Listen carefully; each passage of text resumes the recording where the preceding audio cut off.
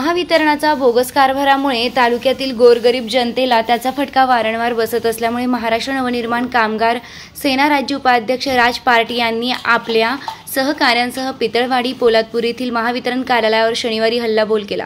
तसे video social मीडियावर viral झाले आहेत। गेले अनेक वर्ष पोलादपूर महावितरणतर्फे ग्राहकांना भरमसाठ बिल, मीटर बदलून न देणे, ग्राहकांना अपमानित करणे आदींसह तालुक्यातील ग्रामीण भागातील बत्ती गुल करणे आदींबाबत राज पार्टे यांनी महावितरण पोलादपूरला जाब विचारला होता। मध्यंतरी आपली माती आपली माणसे या संघटनेच्या नेतृत्वाखाली सर्व पक्ष मोर्चा काढण्यात आला होता।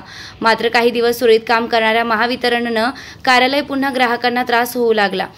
त्रासाचा त्रागा अनेक ग्राहकांनी पार्टे यांच्याकडे मांडला। पार्टे यांनी याबाबत महावितरणाकडे चर्चेची मागणी केली, पण त्यास तेथील अधिकारी कर्मचाऱ्यांनी प्रतिसाद न दिल्याने संतप्त पार्टे यांनी कार्यालयावर हल्लाबोल केला।